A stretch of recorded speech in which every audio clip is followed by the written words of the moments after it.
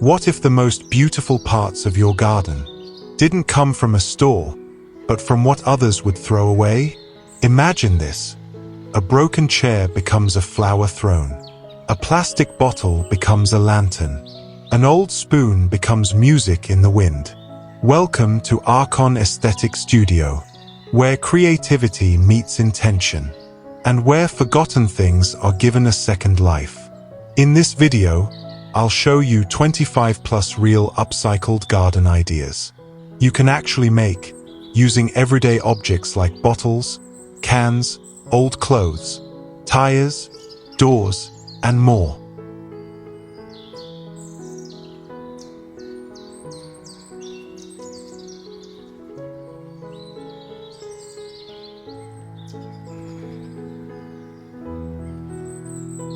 These aren't just Pinterest projects.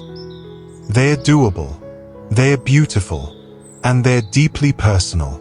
You'll find timestamps below. Feel free to jump to any project that sparks your curiosity. And if you've got questions, ideas, or even doubts, drop them in the comments. I'd love to hear what you're working on. If something here inspires you, don't wait. Start with what you have. Create something that's not just pretty, but meaningful.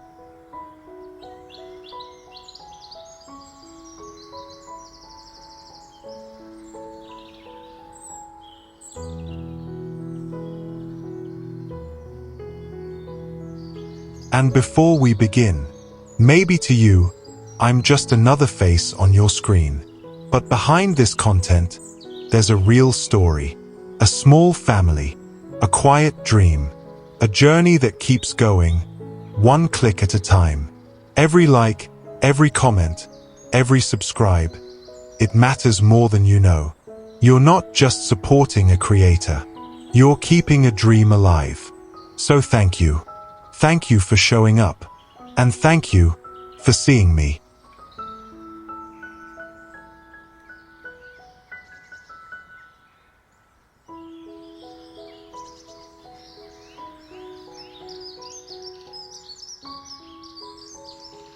One, Blooming Springs, Upcycled Mattress Wall Garden. Spring Mattress Vertical Garden.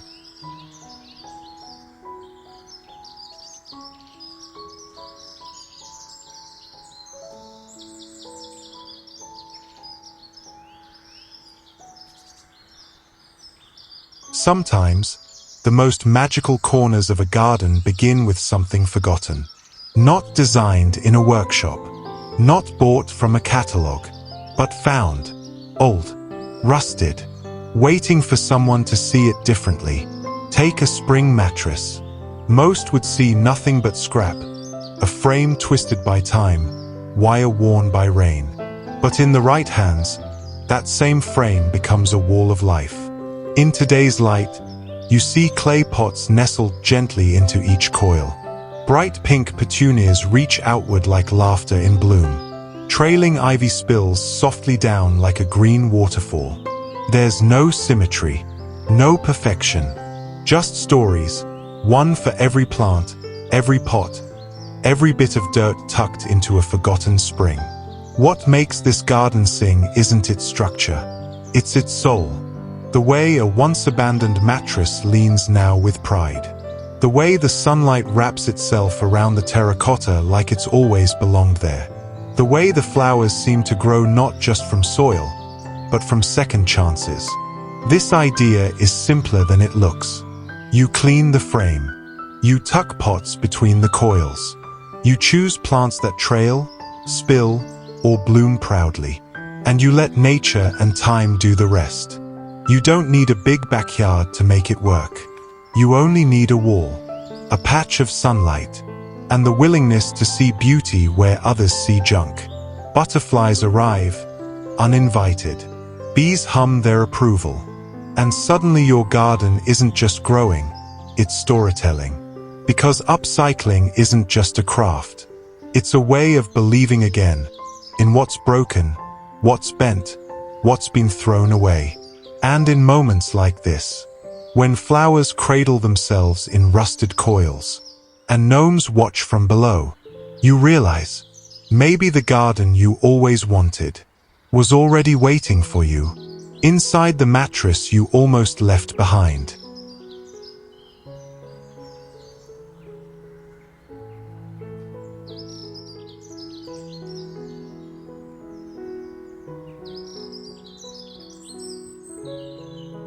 Two, Rust to Bloom, Bicycle Chain Floral Sculptures, Bicycle Chain Wall Art.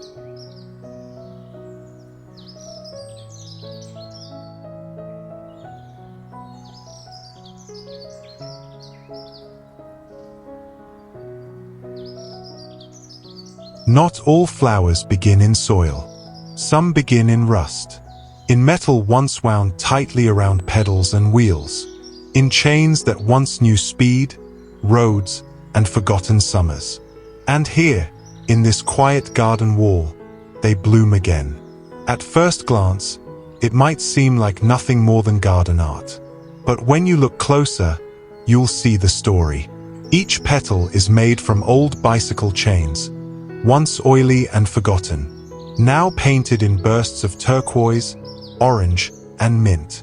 They're shaped by hand, link by link, into sunbursts, blossoms, and soft floral curls that look as if they grew naturally from the fence itself. There's something deeply poetic about it, a collision of movement and stillness, of industrial grit and garden calm, of what was and what is now. And the beauty of this idea is not just in how it looks, it's in how it's made. You don't need perfection. You don't need to weld. You just need old chains, wire to shape, and a little imagination. If you want, you can leave the metal raw, let the age and wear tell the story. Or you can paint it. Make it playful. Make it bold. Let your garden walls carry your color. And as you work, you might notice something quiet. A butterfly landing on the mint green petal. A vine weaving gently through the links. And in that moment, you'll realize the flowers you've made aren't just decoration. They're resurrection. A reminder that nothing truly ends. It simply waits for someone to see it differently. So next time your bicycle breaks, or a friend offers to throw out that old chain, keep it. Let it bloom, not on a trail, but on your wall, in a garden where even rust can become something radiant.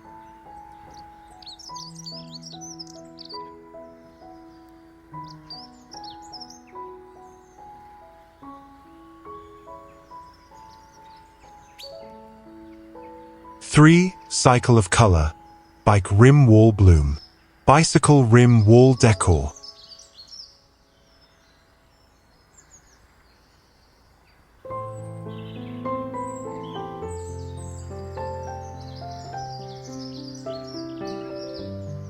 In a forgotten shed or cluttered garage, you might find a pile of old bicycle wheels, rusty from time and laid with dust.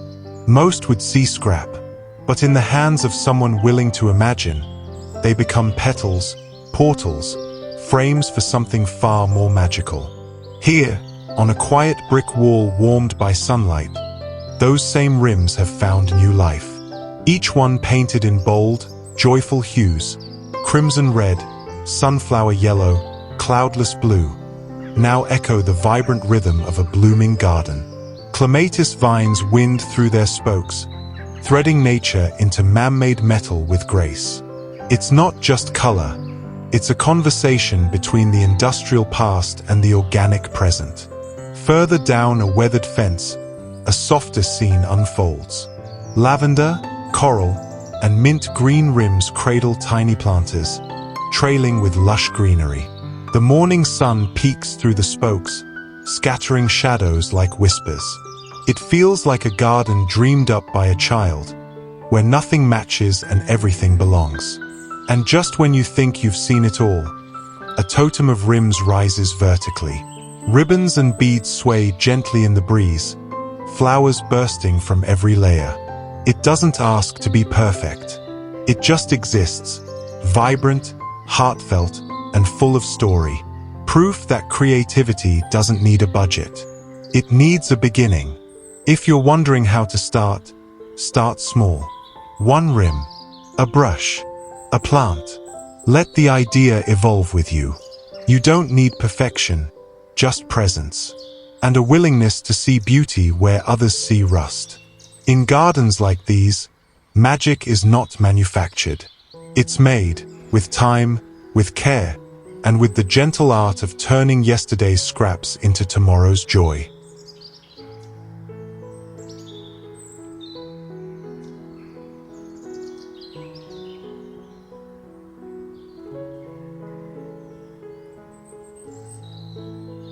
Four, denim blooms, pocket planters from old jeans. Hanging jeans planters.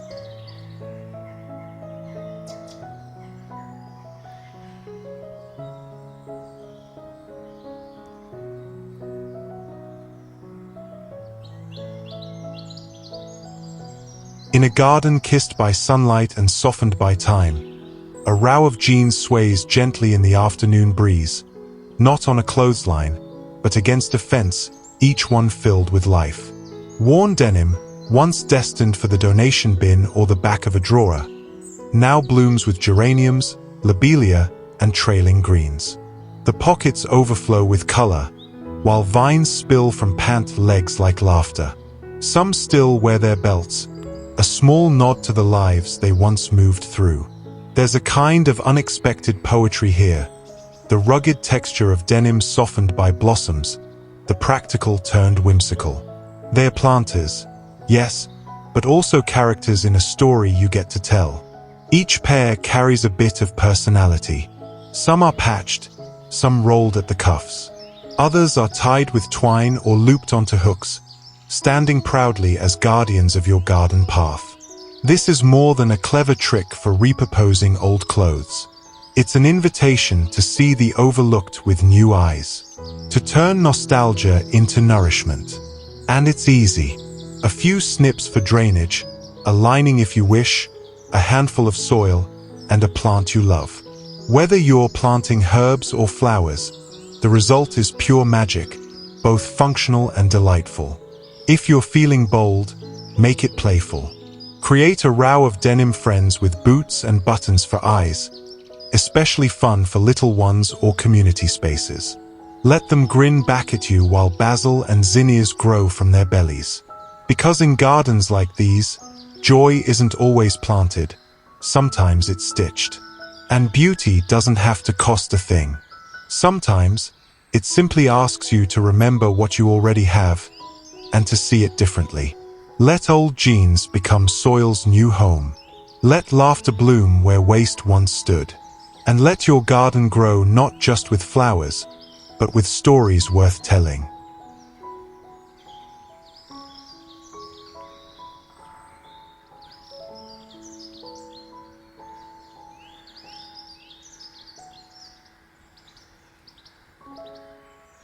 Five, tinkling garden.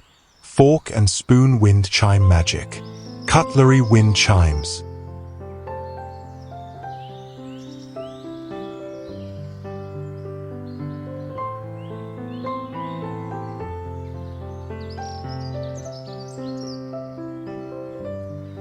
In a quiet corner of the garden, where branches cradle sunlight and breezes hum softly through leaves, something unexpected begins to sing.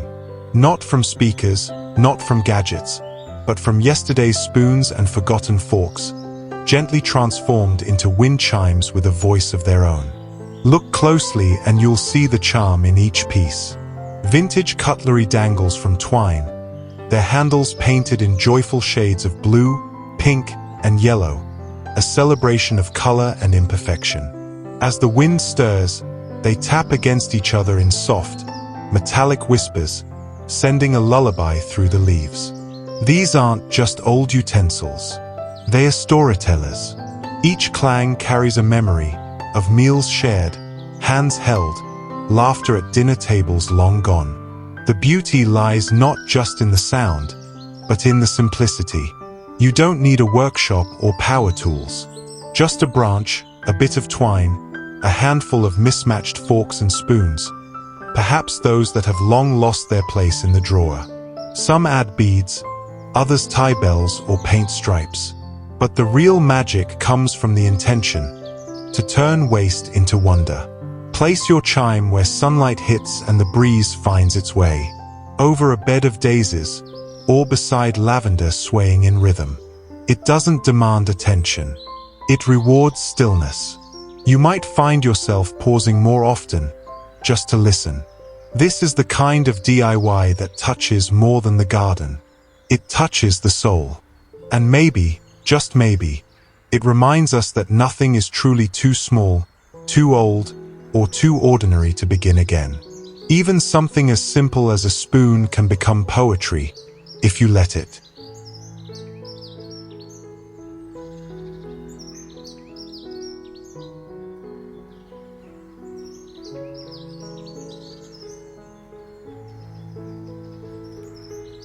Six, textile bloom, colorful pillow pot cozies, pillowcase pot wraps.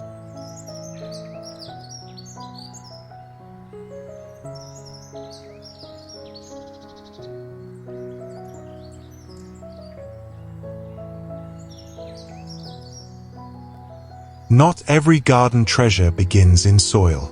Some start in forgotten drawers, in old pillowcases no longer cradling dreams, now reborn to cradle life.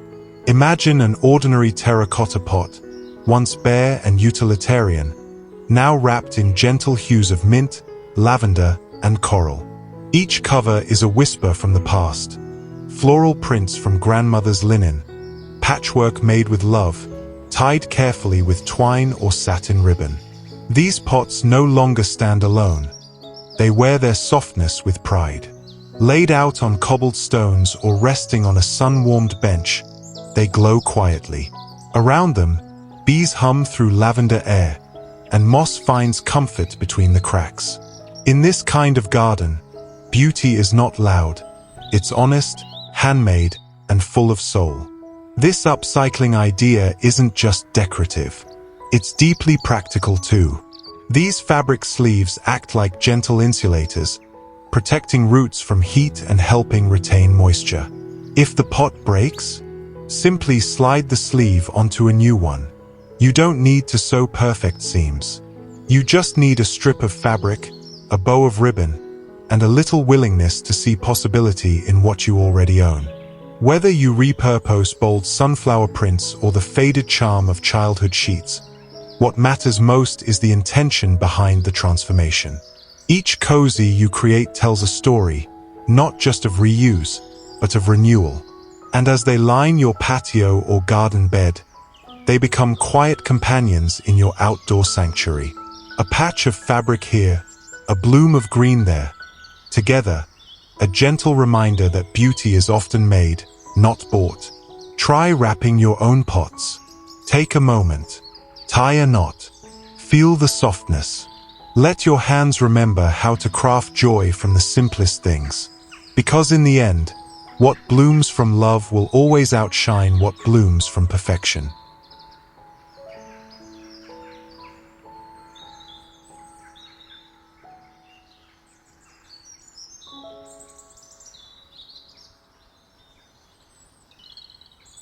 Seven, kitchen glow, rustic colander garden lights. Colander hanging lanterns.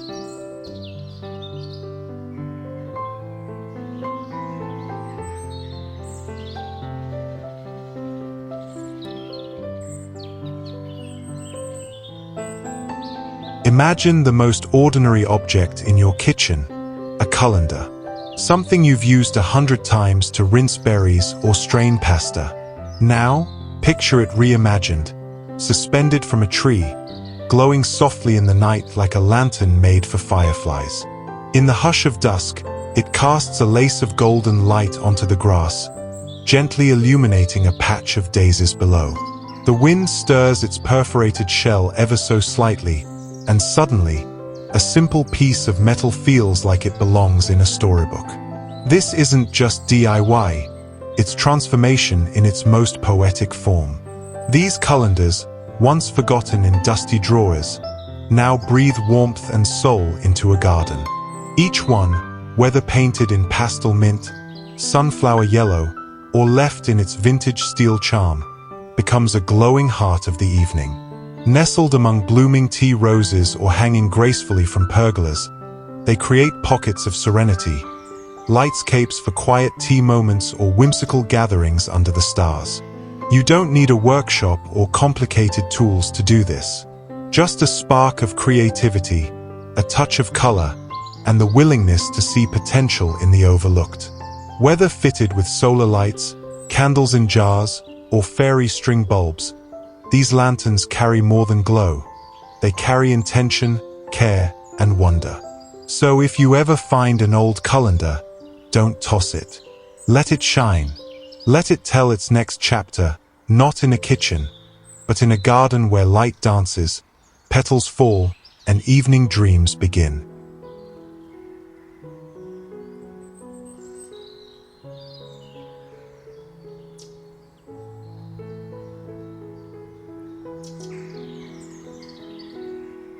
Eight, secret frame, garden windows with climbing roses.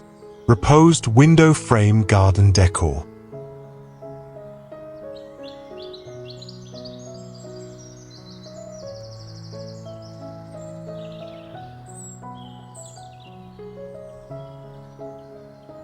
Imagine stepping into a garden where time slows down, and what once was discarded is now quietly reborn. Here, a weathered window frame, its paint softly peeling with age, no longer shuts out the world. Instead, it opens to it.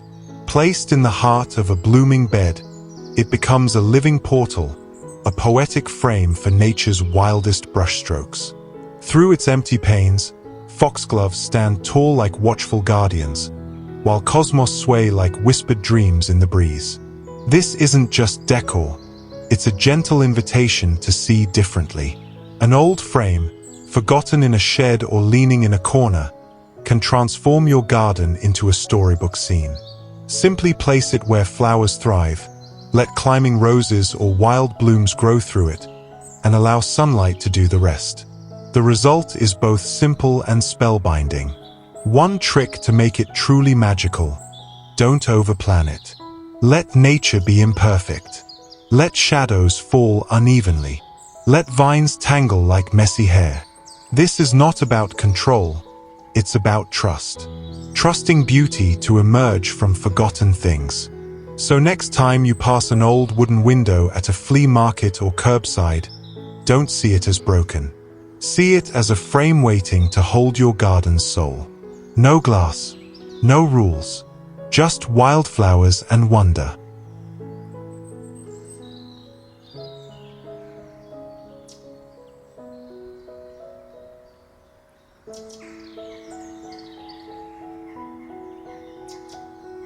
Nine, mosaic walkway, color bursts from broken tile. Ceramic tile garden mosaic path.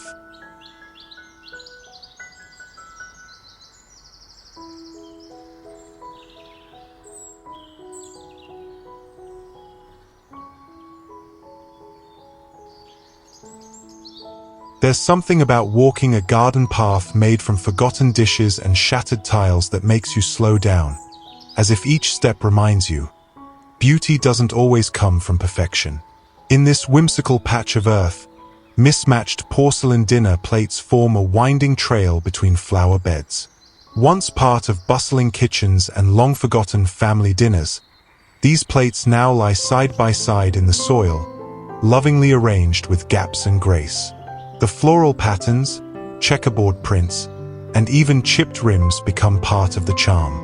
Like life, this path is uneven but artful, and absolutely filled with story. Just beyond, a kaleidoscope of ceramic tile fragments has been reborn as a mosaic walkway.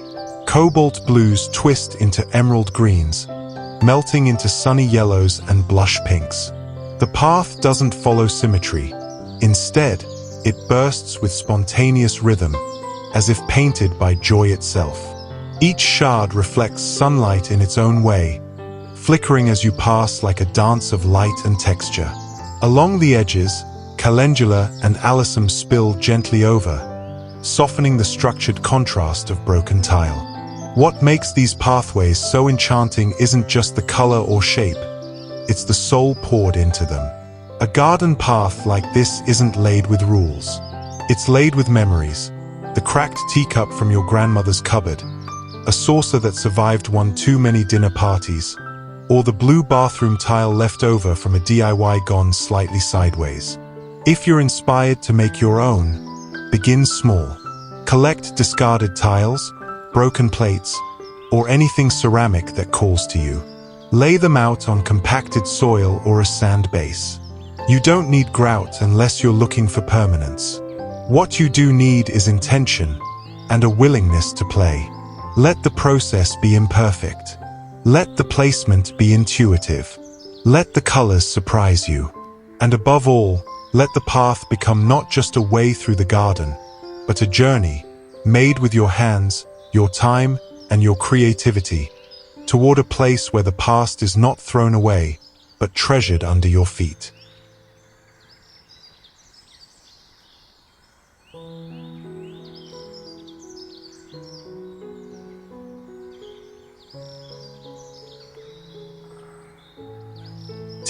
Reflective Eden.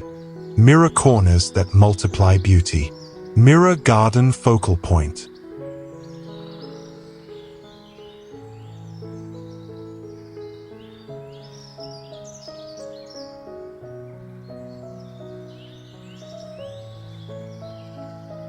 In a sunlit corner of a backyard where nature quietly thrives, a simple, magical illusion takes shape. A mirror, gilded, weathered, perhaps once part of a dressing table long forgotten, now leans against a wooden fence, its surface capturing the sky, the zinnias, the daisies, and the cosmos that bloom beside it. What once reflected vanity now echoes beauty in its purest form, doubling blooms, amplifying space, and opening a portal into a garden that feels twice as vast, twice as alive. This is the quiet wonder of reflective gardening. By simply adding an old mirror, rescued from the back of a shed or thrift with intention, you can create the illusion of abundance. Even a modest patch of soil appears enchanted, expansive. Place it thoughtfully, where the light shifts through the day, and you'll notice how your plants begin to dance in their own reflection.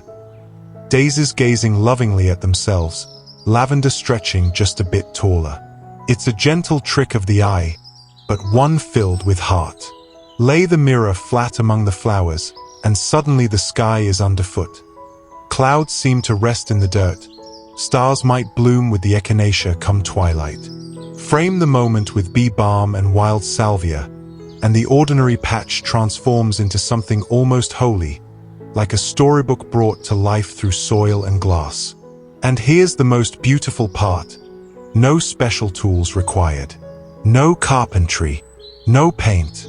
Just your imagination, a cast-off mirror, and the willingness to see your garden not just as it is, but as it dreams to become. In a world that often rushes, these DIY moments of reuse and reverie slow us down. They ask nothing but presence. And in return, they give you poetry made visible, where a mirror doesn't just reflect what's in front of it, but what might be possible when you let your creativity take root.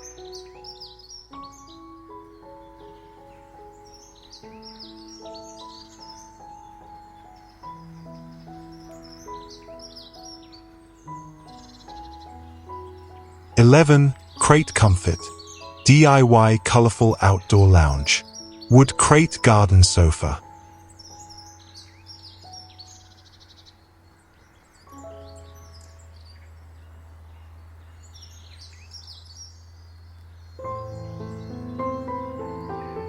In a garden corner where laughter softly echoes and wildflowers bloom without care for symmetry, someone once saw more than clutter in old wooden crates. They saw color, warmth, and a place to rest. And so, this cozy garden lounge was born, not from a store, but from heart and hand. Each crate, once used to carry fruit or tools, is now painted in hues of mint green, mustard yellow, soft teal, and coral red. Like patchwork stitched in sunlight, the colors feel both playful and calm, as if nature herself picked the palette. On top, floral cushions rest gently, like petals on water. They invite you to sit, to read, to simply breathe. Under a pergola twined with morning vines, this bench becomes a haven. Bees hum nearby. A clay pot overflows with lavender. The light shifts through leaves, dappling everything with little moving mosaics of gold. If you're drawn to this dream, know that it's real. This isn't a set or a fantasy. It's just crates, paint, and time. To try this yourself, begin with the simple. Find old wooden boxes or fruit crates. Sand them gently, and don't worry if they're rough. Imperfection is what makes this space feel lived in. Use leftover paint, mismatched fabrics, forgotten cushions. Let the softness of hammer-downs cradle the frame you build. And if you're feeling bolder, leave one side of the crate open. Stack a few books there, or tuck in a potted herb, rosemary or thyme, so the air around your seat carries a memory of scent. This is not just furniture. It's a retreat made from nothing but intention. A reminder that even things we once tossed aside can hold us, warmly and with grace. You don't need a grand garden or expensive materials. Just a quiet place, a bit of sun, and the willingness to look at something useless and imagine it blooming with purpose. In the end, isn't that the soul of upcycling? Turning what we thought was over into something that can hold joy again.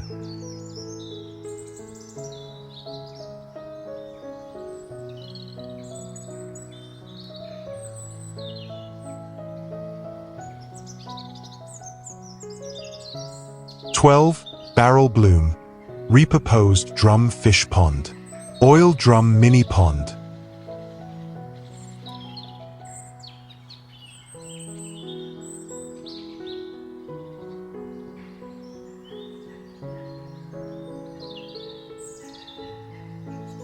Sometimes, magic begins with a rusted barrel and a dream of water.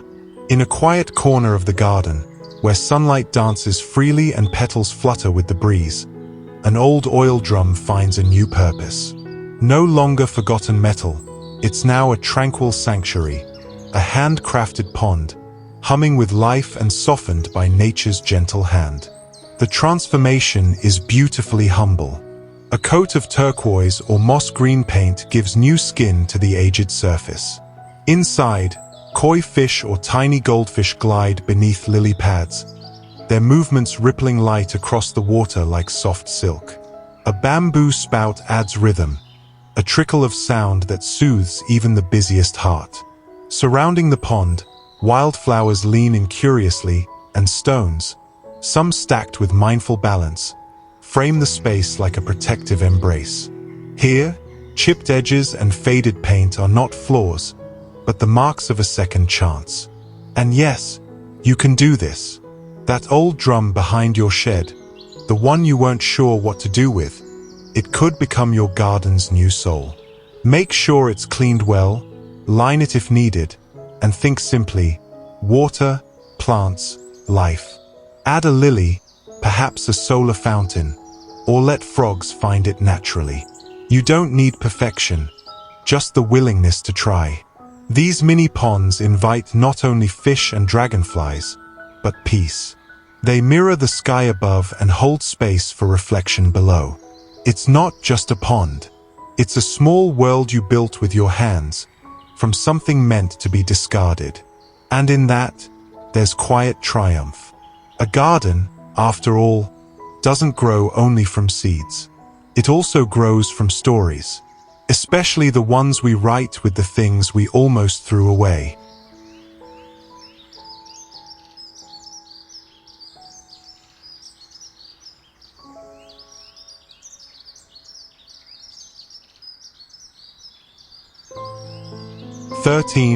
Afternoon tea garden, teacup and teapot blooms. Vintage teacup planters.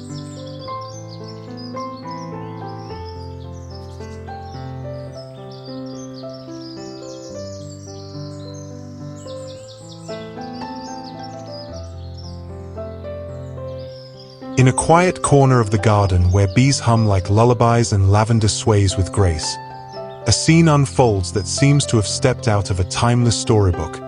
A tea party, not for guests, but for blooms.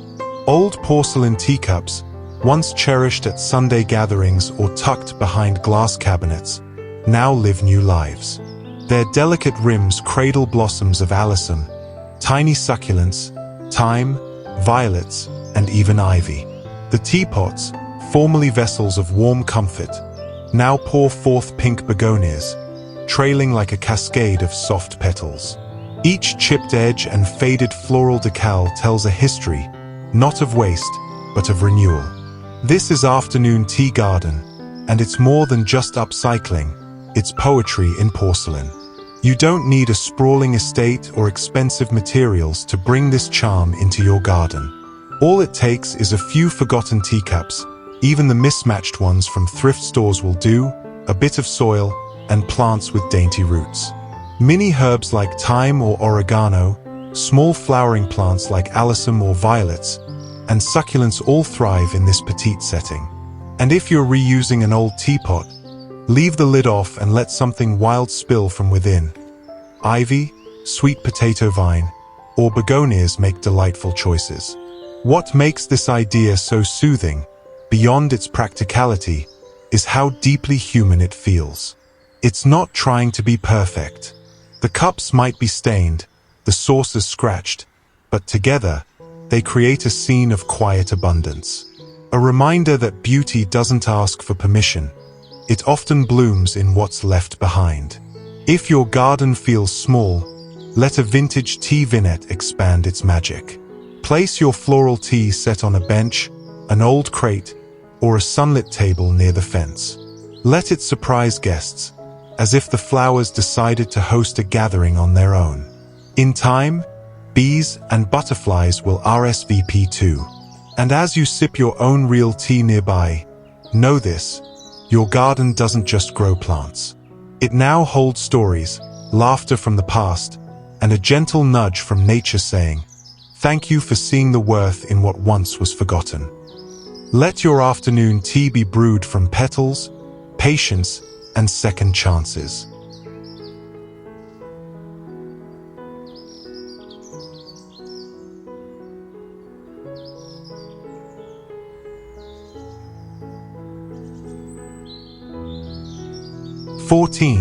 Tiered by nature, vintage ladder garden display.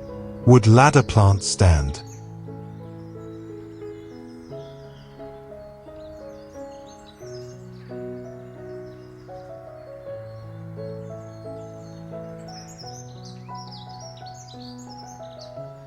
Not every ladder leads upward, some lead inward. Into memory, into beauty, into gardens that speak in blooms rather than words. Somewhere in a quiet corner, where the grass meets the shadow of a fence and the breeze smells faintly of lavender and old wood, stands a ladder. No longer chasing rooftops or repairs, it now holds petals and life in every step. In the first scene, the ladder is weathered, aged to perfection by time and sun. Its wooden bones, speckled with rusted hinges and softened by moss, cradle pots of marigolds, lobelia, and succulents. The riot of color isn't loud, but deeply comforting, like a lullaby for the eyes. Ivy trails down its side, as if the earth itself is reaching back up. In another corner, a whitewashed version glows under the midday sun. Here, every rung becomes a stage for lavender and daisies, planted in hand-painted tin cans. Nothing here matches, yet everything belongs. It's messy only in the way nature is, balanced, cheerful, alive. The scent of herbs mingles with the buzz of bees, and suddenly, a ladder becomes a garden's best-kept secret, a vertical meadow made from scraps and spirit. As golden hour arrives, a third ladder catches the last light. This one is a mix of old and new, ceramic pots in wild colors, filled with zinnias and basil, resting against a steel frame that once meant work, now means wonder. String lights, casually wrapped, await twilight. When dusk falls, This spot won't darken, it will glow. Gently, quietly, honestly. Here's a simple truth. You don't need pristine tools to build something beautiful. All you need is vision and a willingness to repurpose what life has left behind. If you have an old ladder leaning somewhere, unused, unloved, don't throw it away. Let it stand again. Not for height, but for hope. For handmade shelves of color and joy. Anchor it with potted thyme or basil for fragrance. Add trailing vines. Let bees dance among your tears. Let that ladder remind you that age adds character, that beauty can grow in unexpected places, and that the path to joy might not lead upward, but deeper into your own backyard story.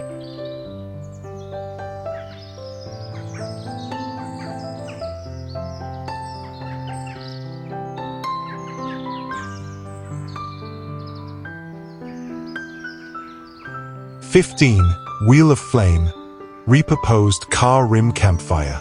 Car rim fire pit.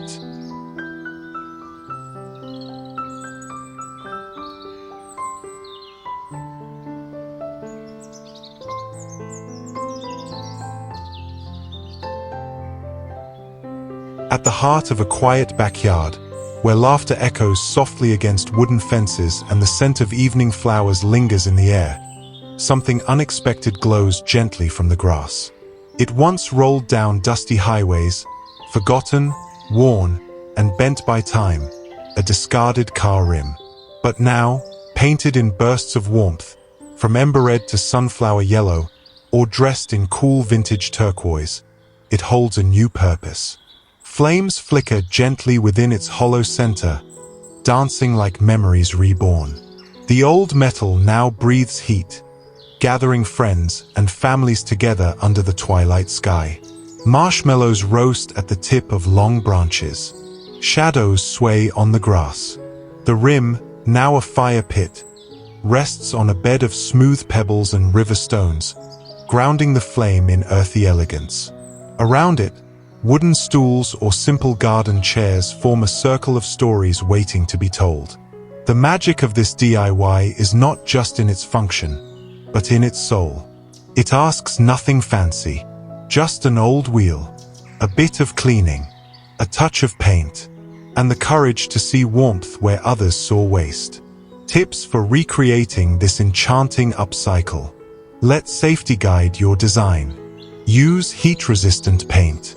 Place it on a solid base, gravel, bricks, or a sand circle.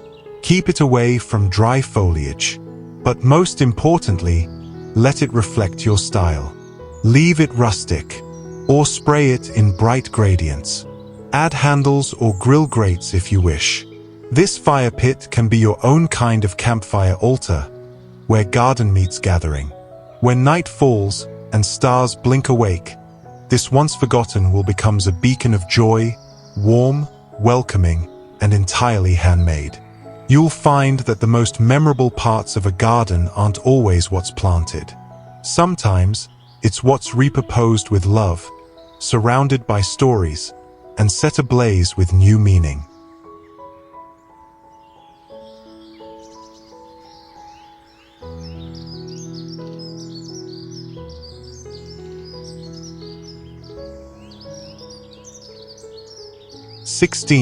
Drawers of Delight, vertical flower cabinet. Dresser drawer tiered planter.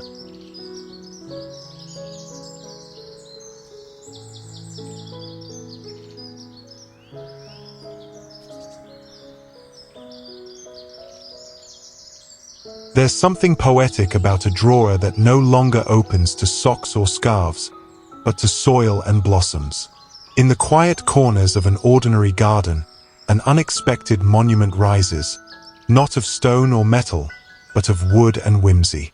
It was once a dresser, tired and tucked away in an attic perhaps, its purpose retired. But here, it stands reborn, painted in playful hues of lemon yellow, coral blush, and soft robin's egg blue. And instead of folded linens, its drawers now cradle life. Petunias in purple, pansies in velvet yellow, and trailing vines that spill over like lace from a windowsill. Each drawer is slightly ajar, as if caught in the act of blooming. Fairies, the ceramic kind, rest on the edges, their porcelain wings basking in the sunlight, casting tiny shadows over petals and leaves. Beneath the structure, the soil breathes with mushrooms and mulch, and butterflies hover as if invited. To create one is not about perfection, but presence. An old dresser can be salvaged from a thrift store or saved from the curb. A coat of outdoor paint is all it takes to shield it from the weather. Drawer liners, like reused plastic or pond liners, hold the soil without warping the wood. Drill a few drainage holes, and nature takes care of the rest. Each layer becomes a stage, tall flowers up top to draw the eye, herbs and fragrant ground covers below to enchant the senses. It's a celebration of contrasts, the hard lines of carpentry softened by floral poetry. It's a vertical garden with memory stitched into its grain. And more than just an upcycle, it's an invitation to rethink, to reimagine. Because sometimes, the best stories are the ones blooming quietly from forgotten drawers in a sun-dappled garden.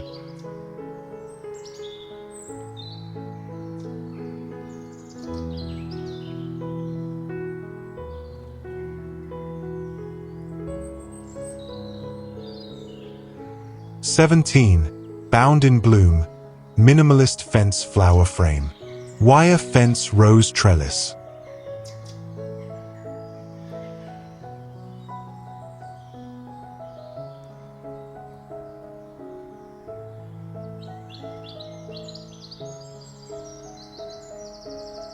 Sometimes, it's not about building something new, but about recognizing the beauty in what already stands. In this case, an old wire fence becomes more than just forgotten metal. It becomes a stage where nature performs its quiet miracles. Picture this: thin grids of wire, once utilitarian and dull, now serve as the canvas for vivid, climbing blooms. Pink roses spiral gently through the structure, curling their stems like dancers embracing a silent rhythm.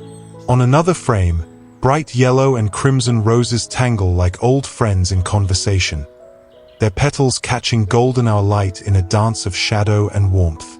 What's stunning is how little effort it takes to begin.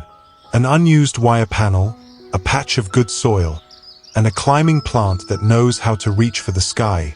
That's all it needs. There's no expensive lumber, no perfection in measurements. Just time, sun, and a bit of curiosity. In the third scene, nasturtiums twine with the kind of joy only wild things possess, and birds perch along the top rail as if they, too, are admiring this unexpected gallery of color.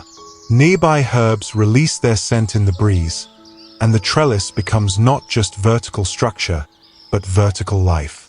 A practical tip? Position the panel to catch the morning light. Flowers stretch more freely when kissed by the sun early in the day. And if the fence leans or rusts, let it. That imperfection tells a story.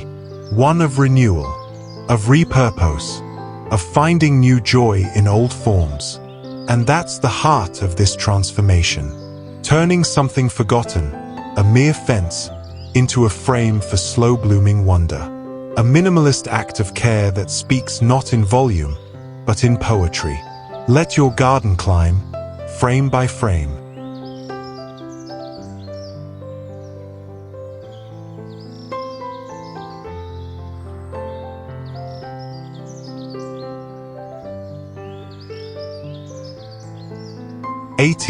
Kitchen garden. Painted pots and pans as planters. Cookware pot planters.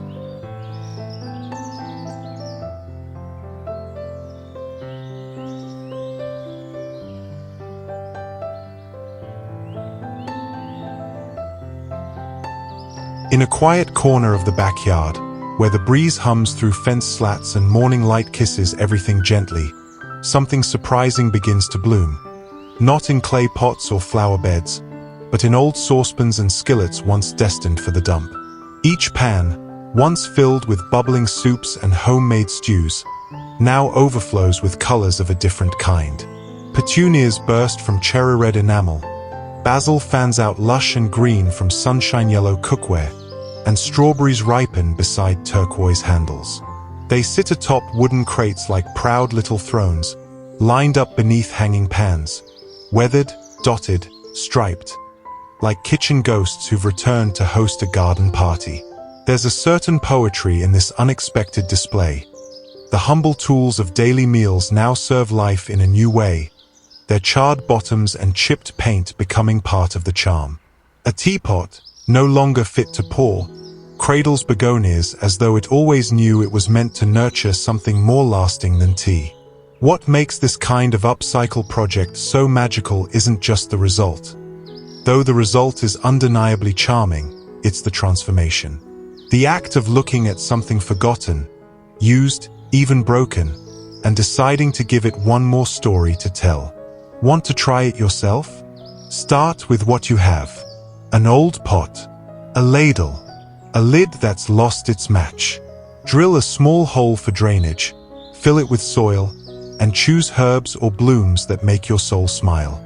Hang it, prop it, or place it along a path like whimsical stepping stones leading nowhere or everywhere. No expensive materials. No perfection required. Just imagination, a little time, and the belief that beauty doesn't always begin brand new. Sometimes it begins again.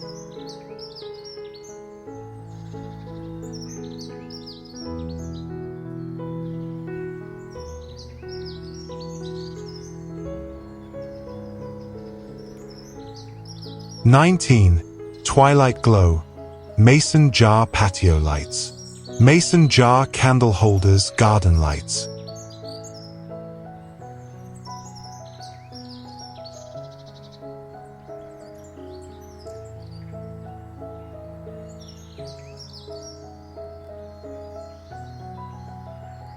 There's a quiet magic that happens when day gives way to dusk, when the sky begins to dim and the garden holds its breath, waiting for the stars. In those gentle moments, something as simple as a used mason jar can become a vessel of enchantment. Once tucked away in dusty cupboards or discarded from old shelves, these glass jars have found a second life. Hung tenderly from tree branches with rough twine, their clear walls now cradle flickering tea lights.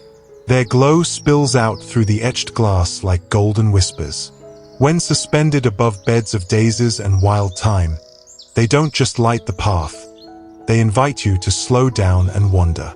Lining the edge of a stone patio or porch, mason jars painted in pastel shades or left bare echo a simpler time.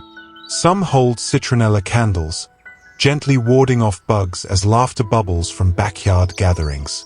Others cast soft silhouettes across the tiles, making evening conversations feel warmer, closer, more remembered. And when filled with fairy lights instead of flame, they float beneath pergolas wrapped in roses, offering a twinkle as soft as lullabies. A picnic table beneath them, scattered with books and half-sipped tea, turns into a haven. No stage lights, no artificial glamour, just truth in handmade wonder. Try it yourself, even with the most modest of materials. Clean jars, a loop of wire or string, a little tea light, and you're already shaping twilight into something worth remembering. Add a few drops of essential oil to the wax for aroma, or use solar LED strands if you're seeking fire-free sparkle. What's beautiful about this DIY idea isn't only the charm of repurposing, it's how it brings life to your evenings. It tells stories. It sparks conversation. It lights the faces of friends and reflects in the eyes of the curious. So, don't throw out those old jars. Let them catch fire. Let them glow.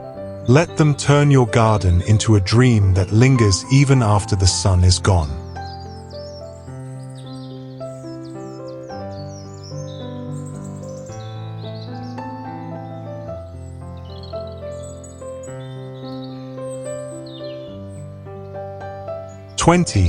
Tabletop Botanica, upcycled table bloom display. Old table plant stand.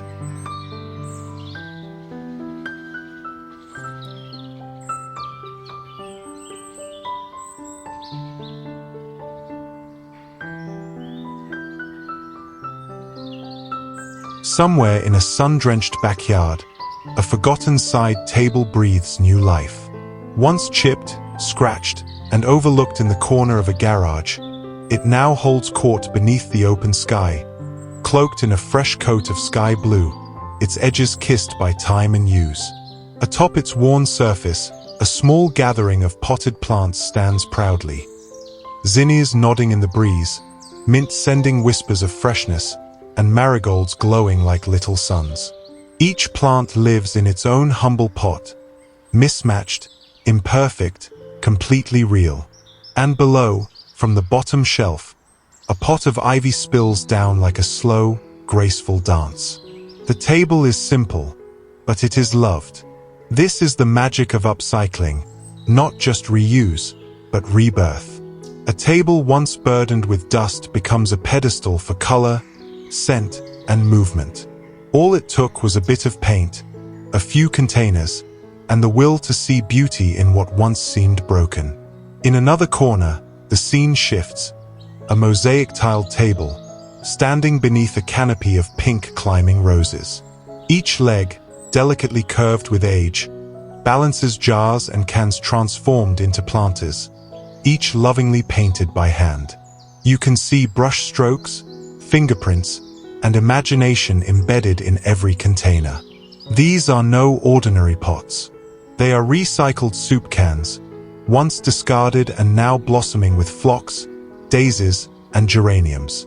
They carry the charm of childhood art projects and the pride of adult intention. What makes this DIY idea so captivating isn't just the flowers, it's the invitation. Anyone can do this. If you have an old table, no matter how weathered, it can become a plant stand. If you have empty jars, dented cans, or leftover paint, you already hold the tools for transformation. Line them up, layer them with love, and let nature do the rest. There's something deeply grounding about creating beauty from what's been left behind. In these tables, we see a metaphor. Growth doesn't need to begin from perfection. It begins from care. Place your own table in a patch of light. Let its uneven legs sink into the grass. Allow flowers to bend, colors to clash, and leaves to tumble onto the earth. That's where the soul of a garden lives, in the stories whispered between petals and paint, rust and root. Because in the end, this isn't just about making planters. It's about making peace with time, about choosing joy, about planting things not just in soil, but in hope.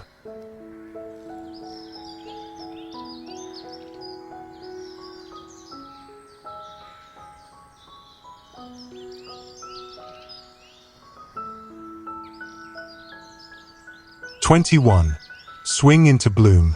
Tie a garden swing with florals. Tie a swing with flowers."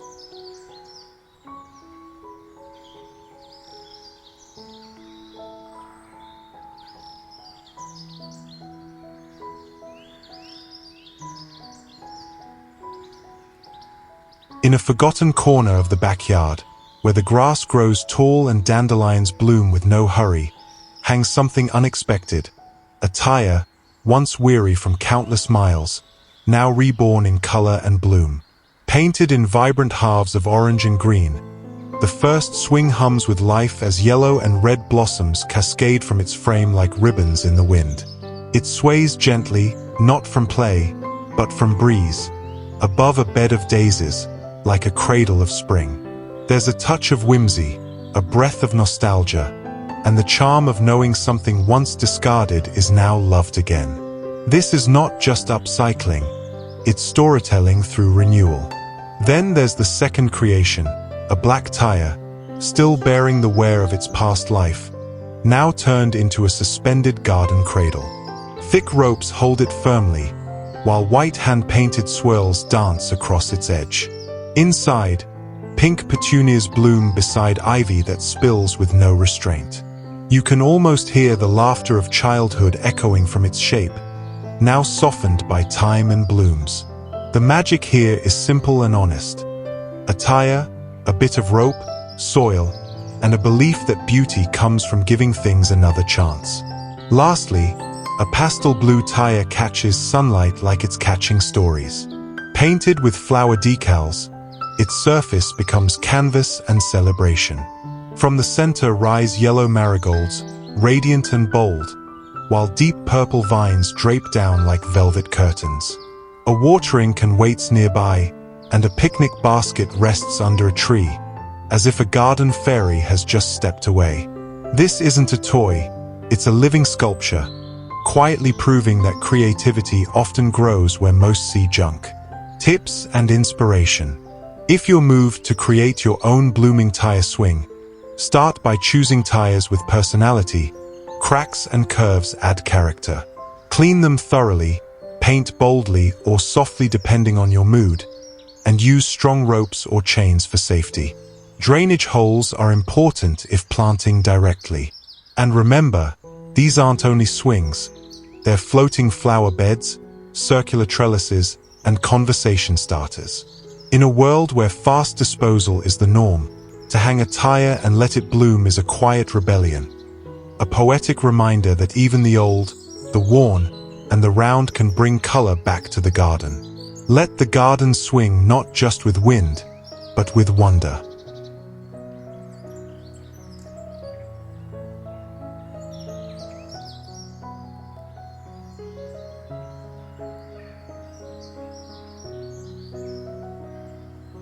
"22 bottle borders, upcycled plastic garden edges."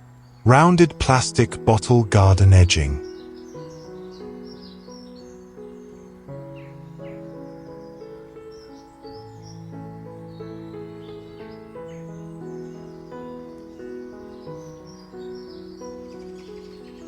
Sometimes, the most magical transformations begin not with what we buy, but what we choose to keep.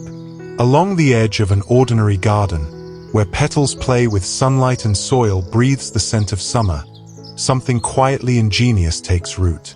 A row of discarded plastic bottles, turned upside down and nestled into the earth, has become a sculpted ribbon of color. In the first glimpse, the bottles don earthy tones, terracotta, clay cream, deep moss green. They are filled with sand for weight, and their rounded bases mimic stone with surprising elegance. Around them, snapdragons rise and calendulas beam like little suns, their natural exuberance framed by human creativity. It's not pristine. It's not perfect. And that's precisely what makes it feel real. It's the work of hands that love, not wallets that spend. Elsewhere, more bottles, still clear and translucent, line a simple path. Their bellies are filled with vibrant gravel in hues of ocean blue, ember red, forest green. A single butterfly rests atop one like nature's own stamp of approval. As sunlight hits the bottles, they glow like colored glass, refracting joy across the grass. The garden becomes a mosaic of color and light, not flashy, not showy, just sincere. And then, there's the childlike wonder of pastels. Soft pinks, baby blues, sunny yellows, painting winding garden borders like candy-colored dreams. These bottle fences don't just mark space. They guide footsteps, stir memories, invite pause. Wildflowers spill carelessly, beautifully, over their sides, blurring the line between what grows wild and what was made by human hands. You see, these aren't just reused bottles. They are quiet monuments to possibility, to choosing creation over consumption, to believing that beauty can come from the most unlikely places, like a plastic bottle buried halfway into garden soil. So the next time you finish your drink, don't toss the bottle. Turn it upside down. Fill it with sand, or color, or memory. Press it into the earth and let it frame something you love. Because in a world that often feels disposable, this is how we reclaim magic. One bottle, one bloom, one border at a time.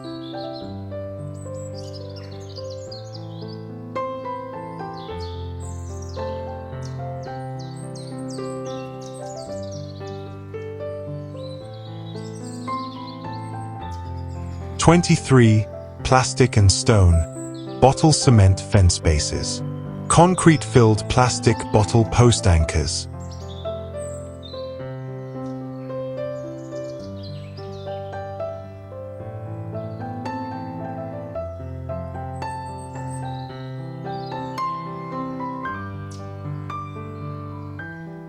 In a quiet corner of a sun-warmed garden, among the rows of herbs and laughter of summer blooms, an unexpected form of ingenuity takes root, humble, honest, and deeply useful. Here, the foundation of a homemade fence is not built from expensive posts or polished materials, but from old plastic bottles filled with concrete. Each one a silent guardian, anchoring wooden poles that rise like tall sentinels above the earth. They stand not for perfection, but for persistence. Some are painted in earthy browns, blending into the ground like mushrooms sprouting after rain. Others remain clear, their old labels faded by sun and time, now proudly displaying their new life as the backbone of a living garden wall. From a distance, they look like nothing special. But lean in closer, and you'll see tiny cracks in the cement, speckles of moss creeping at the base, and wooden stakes standing strong despite countless storms. And that is the beauty of this idea. It is not just clever, it is grounded, literally. It proves that good design doesn't always shine or shout. Sometimes it simply holds. If you're inspired to try this, the process is astonishingly simple. Fill used bottles with a concrete mix, embed a stake while the mix is still wet, let it cure, and then plant them halfway into the soil like firm roots. Paint them, or leave them raw. It's your story to write. It works for vegetable plots, bean trellises, or even light fencing for flower beds. The weight of the cement holds the post in place, while the bottle shape creates a mold that's easy to grip and maneuver. What you get isn't just a structure, it's a symbol of self-sufficiency, of transformation, of turning what's thrown away into something that holds your dreams upright. Look again at the final scene, a long row of tomato plants bursting with life, sunflowers smiling behind, and these quiet cement-filled bottles lining the path like footprints of intention. There are no fancy kits or costly parts, just patience, care, and the kind of creativity that's more about feeling than flair.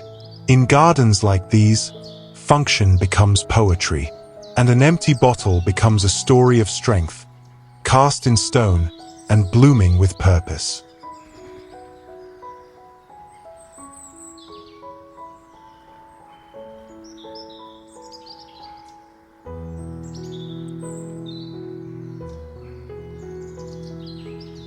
"24. Feather Feast, painted bottle bird havens. Plastic bottle bird feeders."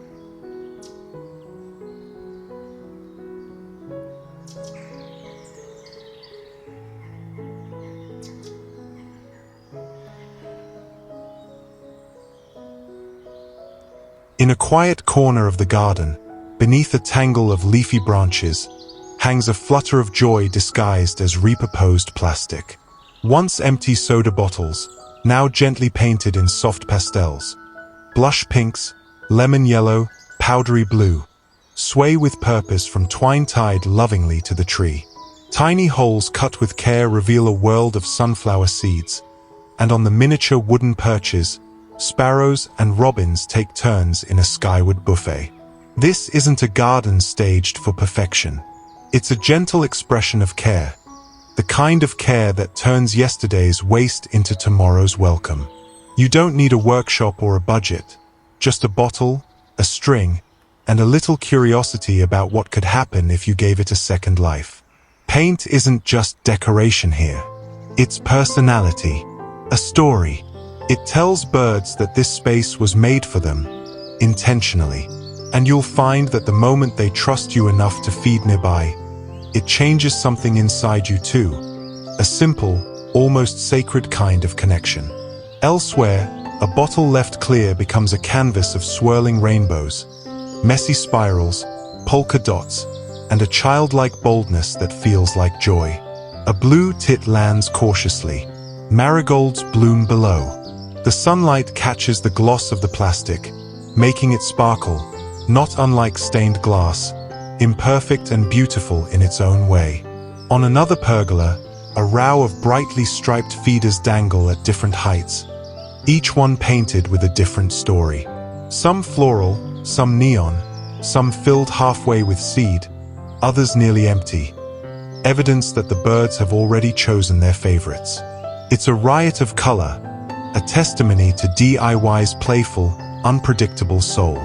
And isn't that what real upcycling is? Not a competition, but a conversation with what we have. A bit of mess, a lot of heart. You don't need more plastic in the world, but what you can do is give the plastic that's already here a reason to matter again. So hang a bottle, fill it with seeds, paint it wildly, or don't paint it at all. Let it become part of the breeze, part of the bird's song, part of a garden made not from what you bought, but from what you dared to imagine.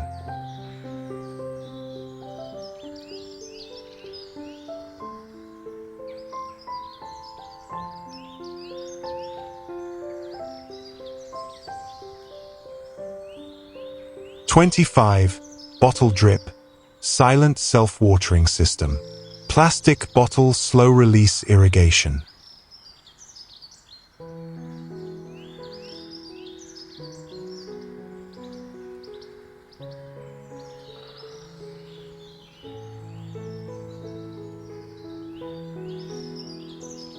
Sometimes, the kindest care is the one that goes unseen, quiet, steady, and consistent. In the heart of a humble vegetable bed, a plastic bottle tilts downward, dripping water drop by drop into the thirsty roots of a young tomato plant. No noise, no fanfare, just a repurposed bottle doing what it was never designed to do, become a gentle lifeline. Look closely and you'll see the moisture clinging to the inside walls like morning dew, slowly making its descent. A faded label, perhaps once overlooked in the recycling bin, now leans with purpose next to green stems bursting with hope. This isn't just irrigation, it's a promise of growth, made from what others might have thrown away. These makeshift waterers, made from soda or juice bottles, can be tailored to your garden's pace. Poke a few holes near the cap, fill the bottle with water, and press it neck down into the soil beside each plant. Gravity will take care of the rest. Some gardeners attach drip nozzles for extra control, but even the simplest version, pierced with a needle or pin, works wonders. And the beauty lies not just in the function, but the form. In one raised bed, rows of basil and thyme drink slowly beneath a quiet canopy of reused bottles. In another, hand-painted blooms on the plastic surface catch the sun as it filters through the leaves. These touches make it more than utilitarian. They turn it into a rhythm, a garden's slow heartbeat powered by love and leftovers. Don't be afraid to experiment. Even cracked or mismatched bottles can be upcycled with a bit of sanding or a painted flourish. And in the driest seasons, this trick can mean the difference between wilted leaves and thriving greens. This is the magic of DIY, not in the tools, but in the transformation. A single plastic bottle becomes a guardian of life, a drip at a time. Proof that you don't need a sprinkler system or a fancy greenhouse to care for what you grow. Just patience, a bottle, and the quiet intention to nurture. So next time you reach for a drink, don't toss the bottle. Rinse it, flip it, and let it serve again. This time, not as waste, but as water's whisper, soaking into the soil of tomorrow.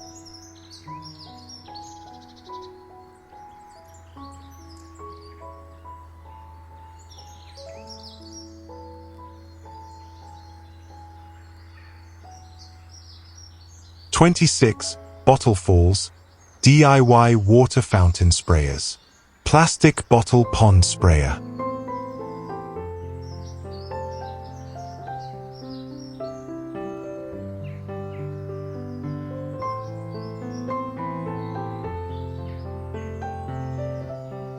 Sometimes, the simplest materials whisper the most surprising beauty. In a quiet garden corner where lilies float and koi glide lazily beneath the surface, clear plastic bottles, once discarded and forgotten, are reborn as soft fountains of joy. Angled just right and pierced by hand, these humble vessels now channel water into shimmering arcs. Each stream falls with a rhythm that feels like breath, steady, clean, and almost meditative. There's no electricity, no machines humming in the background, only gravity, intention, and a garden's quiet gratitude. Elsewhere, a green soda bottle is fixed gently to a bamboo pole, arching over a moss-lined basin. The water trickles in slender threads, feeding a miniature pond world where ferns lean in and dragonflies occasionally rest. The bottle is aged, maybe a little scratched, but it doesn't matter. It works. In fact, that's part of its charm. This is beauty that hasn't been purchased, but created. And then there's the whimsical version, a tub transformed into a dreamy water stage. Pastel-painted bottles spout playful streams that meet mid-air before landing with a soft splash below. Floating blossoms swirl lazily among lily pads. A stone frog watches over the scene like a quiet guardian. There's something magical in the way the water arcs, like a garden's giggle or a child's invention made real. Tip for dreamers: if you try this at home, all you need is a few plastic bottles, a bit of trial and error, and a little patience. Angling the bottles and adjusting the hole size makes all the difference. You'll hear the fountain's rhythm change, become more musical, more serene, like tuning an instrument made from yesterday's trash. This isn't about just watering plants or building a pond feature. It's about remembering that beauty lives in reuse. That fountains don't need to cost money. They can cost only imagination. And that peace often flows from the most unexpected places, like the gentle fall of water from a bottle once tossed away.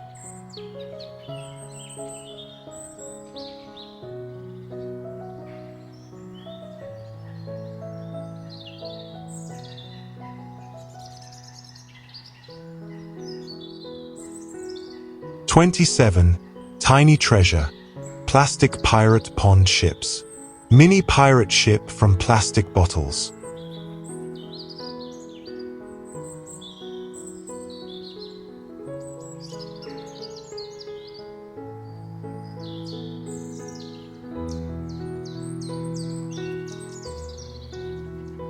Every backyard pond holds a secret. And sometimes, if you look closely enough, you might see a ship, not grand or gilded, but small, hand-built, and full of stories waiting to be told. Floating gently across the still waters of a garden pond, a tiny pirate ship made from a simple plastic bottle sets sail. Its hull may once have held soda, but now it's cloaked in brushstrokes of blue or rustic brown. Toothpicks and twine become masts and rigging. A paper sail catches not wind, but wonder. And at the top, a small flag flutters, drawn with the charming imperfection of human hands. You don't need a sea to feel the thrill of adventure. Just a pond, a breeze, and a willingness to see what others might not. Some ships are painted richly and adorned with details. Button portholes, rope ladders, maybe even a little clay captain standing proudly at the bow.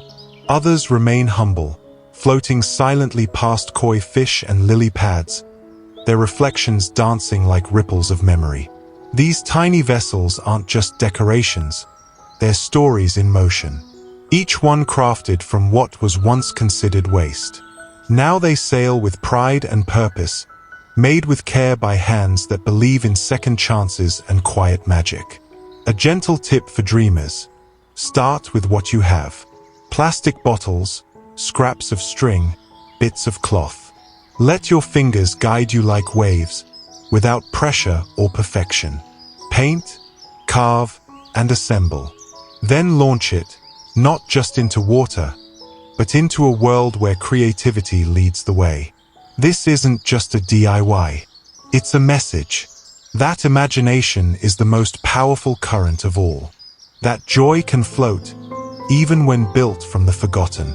That even the smallest ship, made from trash and time, can carry something priceless, a piece of the maker's heart. So set your sails, wherever you are. The garden sea is wide and welcoming.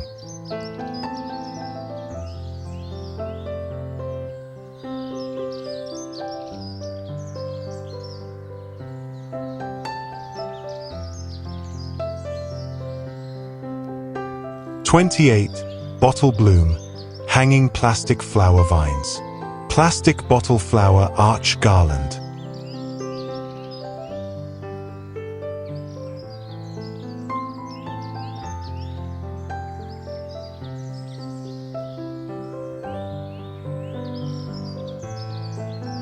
In a quiet garden, where time slows and light dances, a surprising kind of bloom takes shape. It doesn't grow from soil, nor sprout from a seed. It begins with a bottle, tossed aside, once forgotten, now reborn as color, as wonder, as a petal kissed by sunlight. Imagine walking beneath an archway where every flower has been dreamed into being. Look closer. The blossoms are crafted from the bottoms of plastic bottles, hand-cut and shaped with care, painted in shades of spring, coral, teal, lemon. Each one catches the light like dew on a morning leaf.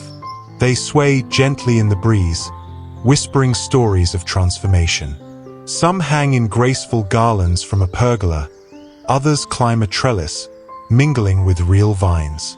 Their colors don't match perfectly. Their shapes are uneven, and that's what makes them beautiful. They speak not of mass production, but of human hands and quiet evenings spent crafting joy. It's a reminder that the most enchanting gardens are not always the ones with the most expensive plants, but the ones filled with intention, patience, and imagination. A plastic bottle flower doesn't need to fool the eye. Its magic is in what it represents. The courage to create beauty out of waste, and the kindness to do it just for the joy of seeing something bloom. If you're wondering where to begin, start small. Save a bottle or two. Cut a curve. Paint a petal. String them up on twine or wire. Don't wait for perfection. Let the imperfections guide you. This is art not meant for galleries, but for sunlight and soil, birdsong and breeze. Let your garlands grow not just with flowers, but with stories. With fingerprints, with laughter, with afternoons shared with children or quiet mornings spent alone. You're not just decorating a garden, you're planting color into the air itself. And in that quiet, blooming arch of upcycled wonder, you may discover something extraordinary, that the world, even at its most discarded, still holds the power to be reborn as beauty.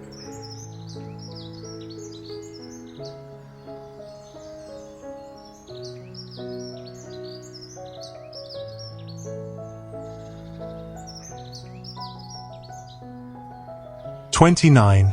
Square roots, modular bottle garden pots. Plastic bottle square pot grid."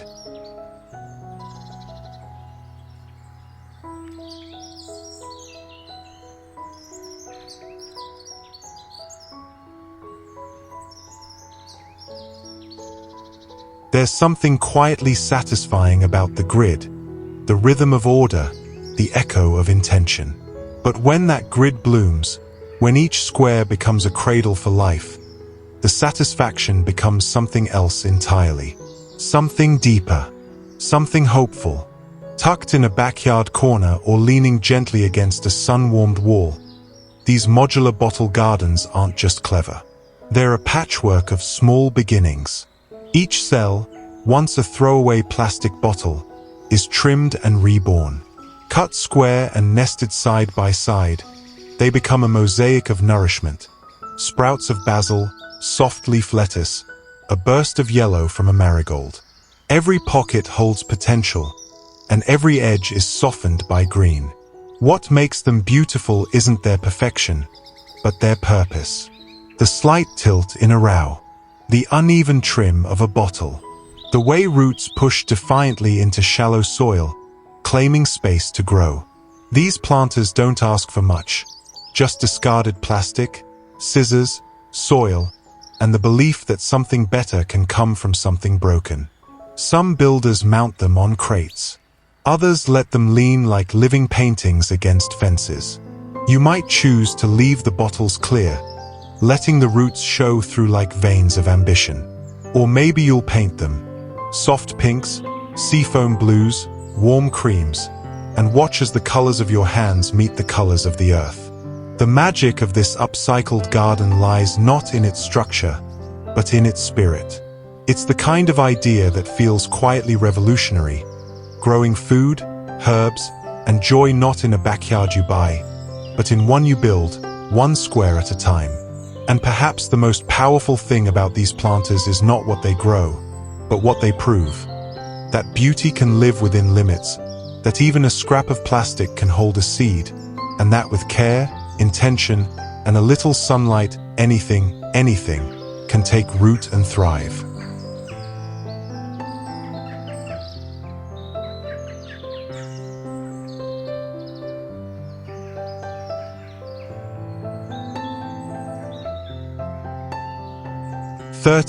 Stepping light, cement-filled bottle path tiles.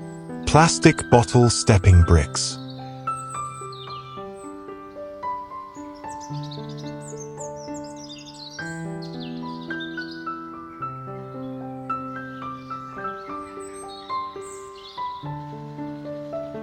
There's a kind of poetry in the things we walk over, the unnoticed, the underfoot.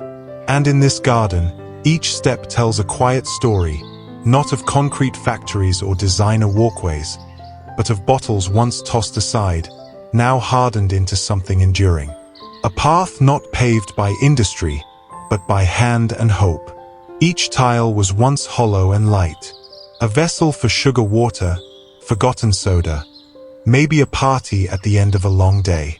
Now, filled with cement and set into the earth, they hold weight, literally and symbolically. Some remain translucent, the sun catching their curves like glimmering shells.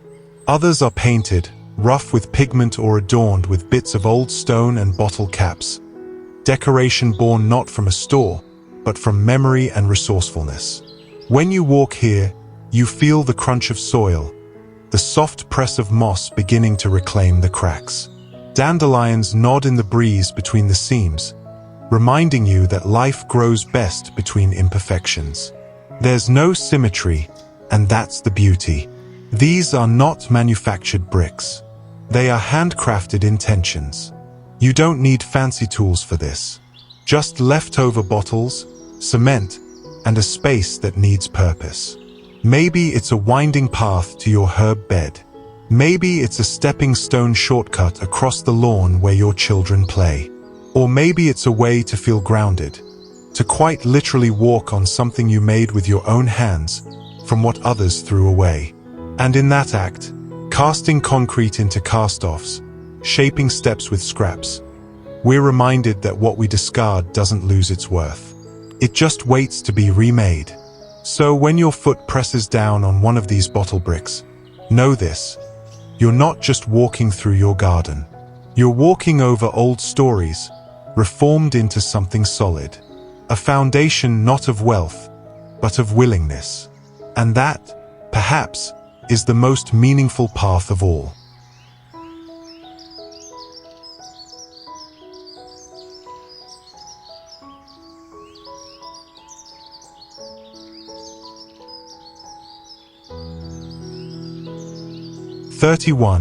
Glow caps, soft light from bottle lampshades. Plastic bottle lampshades for garden lights.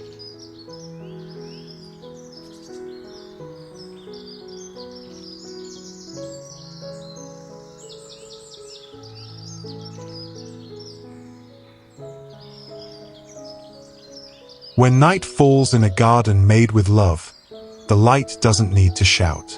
It whispers. It glows. It settles softly over petals and wooden beams, not from expensive fixtures, but from old bottles, reborn as lanterns cradling warmth. These aren't just lights. They're dreams captured in plastic. The bottoms of bottles, once meant to be tossed, now trimmed and shaped like delicate blossoms, cupping lead glows like fireflies in bloom.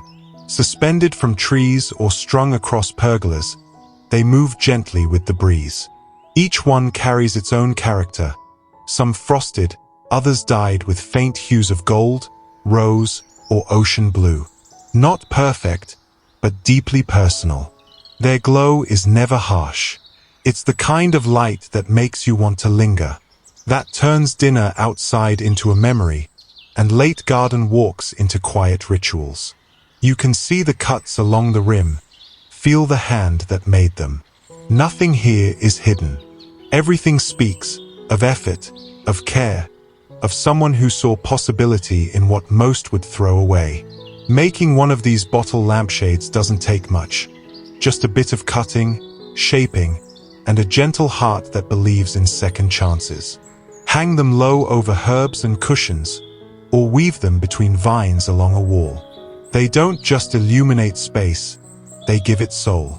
Because sometimes, the most beautiful kind of light is the one that comes from what was once forgotten.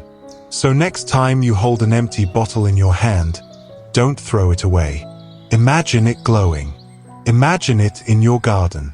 Imagine it as part of something soft and glowing, something made not just for light, but for warmth and wonder and the joy of bringing discarded things back to life.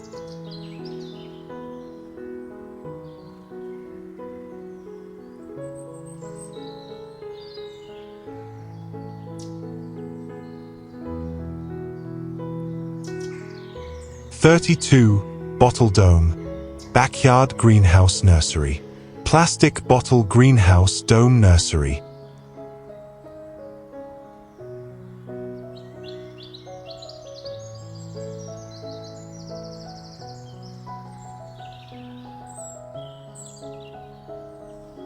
Tucked into the quiet corner of a backyard, where shadows soften and the soil holds stories, rises a dome not of glass, but of patience and plastic. Each bottle here once held soda, water, or something forgettable. But now, stacked gently like translucent bricks, they catch the light like dew in the morning. Some still wear faded labels. Others shine clear and clean. Together, they form walls that breathe, letting warmth in, keeping hope safe inside. Inside this greenhouse, seedlings stretch upward. Tiny leaves tremble in filtered sunlight. A wooden bench cradles rows of trays filled with green, basil, sprouts, shy tendrils of tomatoes. The ground is imperfect, worn from footsteps and effort, but it feels alive. This is not a pristine showroom. This is a place where things grow, slowly, sweetly, and with care. The dome curves like a whisper, built by hands, not machines. You can see the joins, the wire ties, the love. It doesn't pretend to be flawless. It only promises shelter, a warm embrace for young life born from the discarded shells of convenience. This is what sustainability looks like when stripped of slogans and filters. It's messy, slightly crooked, but wholly beautiful. Anyone can build one, with time, bottles, and a bit of dreaming. It becomes more than just a structure. It becomes a nursery not just for plants, but for belief that change can be crafted from cast-offs, that waste can cradle wonder. And maybe that's the magic. In the end, it's not the bottles that shine. It's what grows beneath them.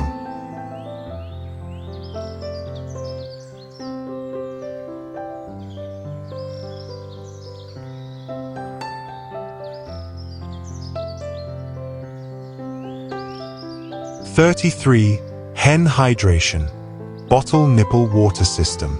Bottle water feeder for chickens, poultry.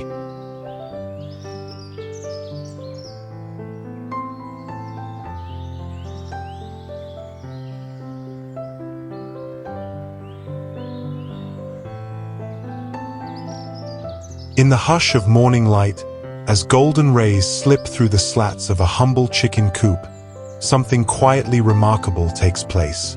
A hen, soft-feathered and curious, lifts her beak toward a bottle once meant for soda or juice and takes a drink. This isn't a factory device. It's not chrome or shining. It's a bottle, slightly fogged from weather and time, turned gently horizontal, with a simple nipple spout offering water, drop by drop, to the beaks that need it most. Around it, straw rustles under claw and feather. The air is soft with the earthy scent of feed and dust. Life here doesn't demand perfection, only intention. And this little setup delivers just that. Each reused bottle becomes more than plastic. It becomes care, hung from a beam, secured with wire or string, gravity-fed, and ever reliable. It doesn't boast, but it works. And that is the quiet triumph of many DIY dreams. If you've ever kept chickens, you know the daily dance, the checking, the cleaning, the worry of spillage and waste. This idea simplifies. It recycles. It listens to nature and answers with a clever whisper instead of a complicated machine. And here's the beauty. Anyone can do this. With a few clean bottles, some simple hardware, and a bit of thoughtful placement, hydration flows without noise, without excess. Even the hens seem to know, this is good. It's not flashy. It's not trying to be. It's just water. Clean, accessible, flowing from something that once was trash. And now it serves life. That's what upcycling can be, not just decoration, but dignity. A small act of love, suspended in the coop's quiet heart.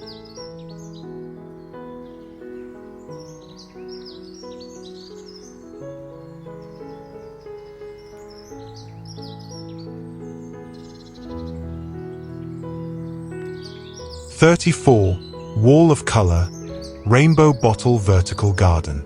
Colorful wall planters from plastic bottles.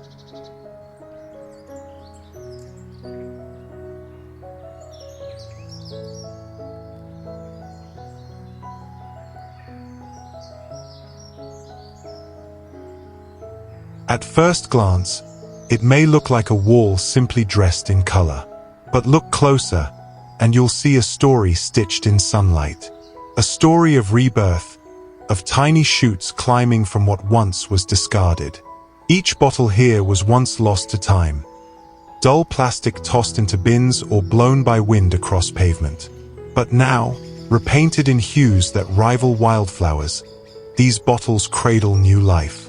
Crimson, tangerine, canary yellow, leafy green, ocean blue, lavender dream. The rainbow climbs not from sky to sky, but from root to bloom, and it climbs on a wall. This isn't a manicured showpiece. It's gloriously imperfect. Drips of paint streak like falling stars. Some bottles still bear their faded labels, scars of a former life. Others are cracked, their edges softened with care, holding pockets of soil where mint and basil now stretch toward warmth. Tied with string, suspended by wire, framed against wood. This vertical garden does not whisper elegance. It sings resourcefulness, vibrancy, and the joy of doing something meaningful with your own two hands. And maybe that's what makes it so powerful. Not the symmetry, but the soul. Not the polish, but the purpose. You don't need a big yard to garden. You need sunlight, scraps, and a little bit of dreaming. This wall proves it. With every new leaf, it teaches us. You can grow hope from waste. You can turn gray corners into green miracles. And sometimes, all it takes is a rainbow made of bottles, and the will to see beauty where others saw trash.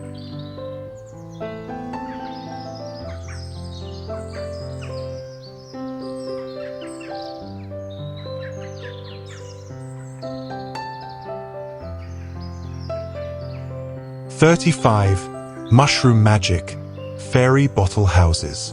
Plastic bottle fairy mushroom houses.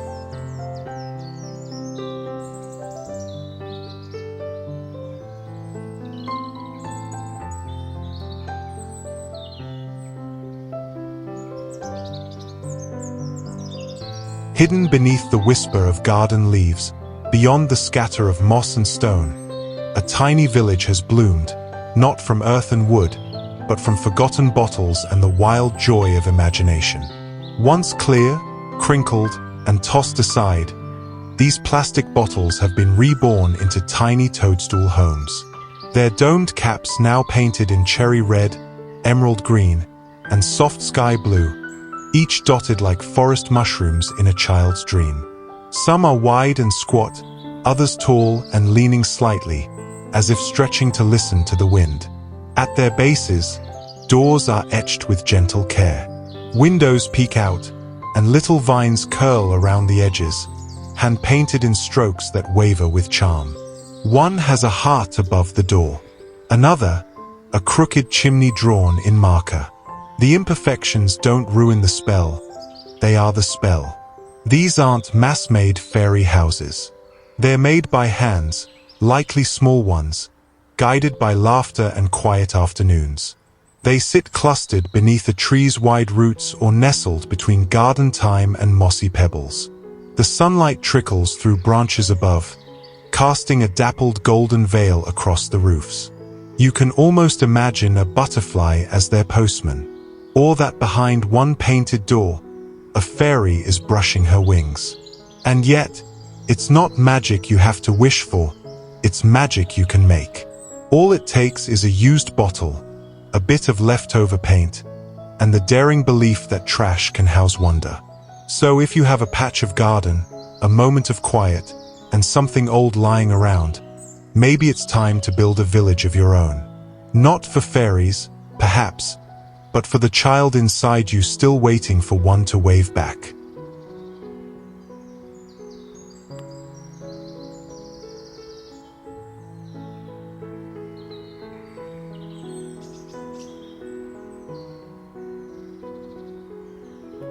"36.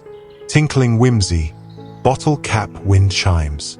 Bottle cap and plastic bottle wind chimes.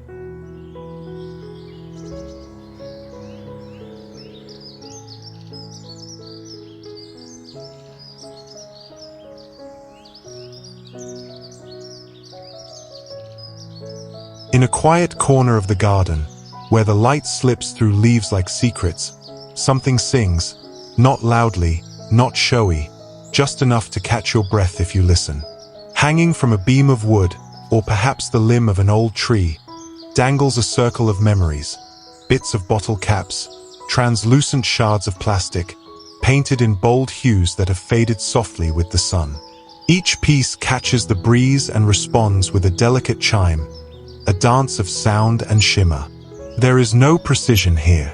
The caps aren't uniform. Some still bear the faint ghosts of brand logos. Others have been splashed with paint, or left raw, letting rust speak its own language.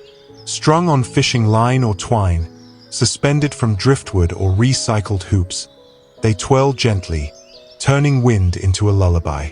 And oh, the melody, not a song you'd hum, but a whisper, a clink, a flutter. It's the sound of yesterday's trash becoming today's poetry. This wind chime wasn't made in a factory.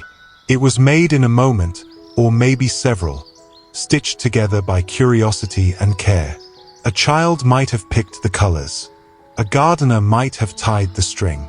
What matters is the feeling, that even the smallest things, once overlooked, can find a place in the sky. So if you ever find yourself with a handful of bottle caps, some plastic bits too oddly shaped to toss away, and a breeze that's been waiting for a tune, maybe, just maybe, it's time to let your scraps sing. Let the wind finish the song you've started.